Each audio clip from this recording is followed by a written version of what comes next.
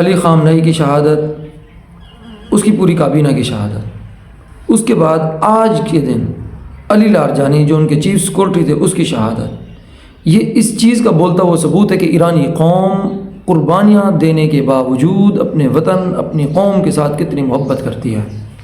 یعنی وہ اپنے قوم کے لیے، اپنے وطن کے لیے، اپنے علاقہ کے لیے، اپنی سرزمین کے لیے جان تک دینے کو تیار ہے۔ تیار کیا ہیں، انہوں نے تو جان دے دی ہے۔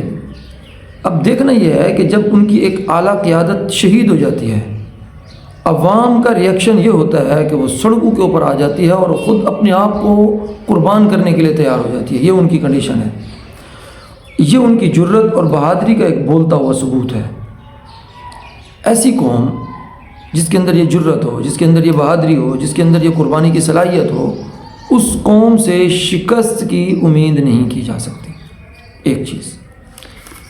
دوسری بات یہ ہے، علی لارجانی شہید ہوا، علی خامنئی شہید ہوا، یہ سنبھال کیسے رہے ہیں، کنٹرول کیسے کر رہے ہیں کہ حضور صلی اللہ علیہ وسلم نے ایک موقع کے اوپر صحابہ کرام کے ایک لشکر کو بھیجا اور ہدایت دی کہ اگر فلاں شہید ہو جائے تو فلاں امیر لشکر کا سالار، وہ فوت شہید ہو جائے تو اس کے بعد وہ بنے گا، وہ شہید ہو جائے تو اس کے بعد وہ بنے گا۔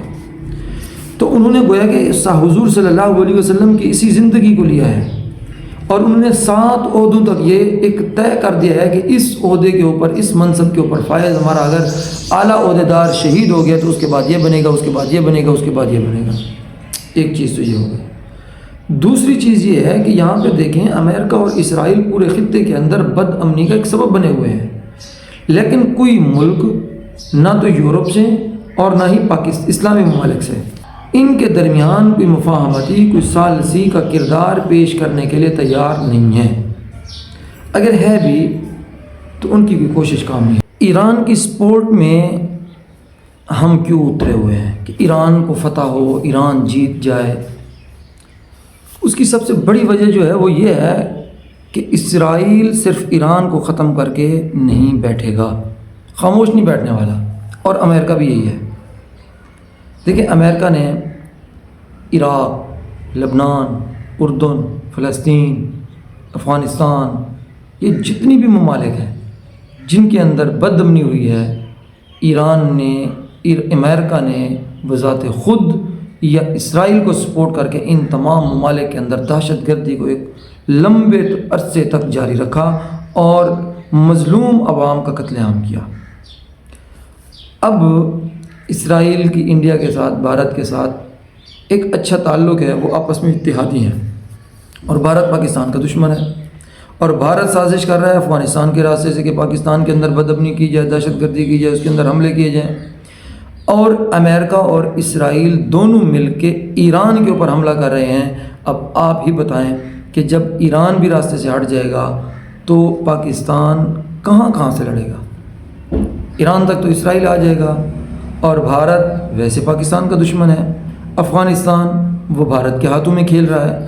تو اسی لیے اس کنڈیشن میں پاک فوج جو بھی پاکستان کے تحفظ کے لیے اقدامات کر رہی ہے، ہمیں اس پاک فوج کا ساتھ دینا چاہیے اور ان کے عمل کو سراہنا چاہیے کہ اگر ہمارے پاس یہ فوج نہ ہوتی تو آج ہم اس لیول پہ نہ ہوتے، شاید ہمارے اوپر ایران سے بھی پہلے حملے ہو چکے ہوتے۔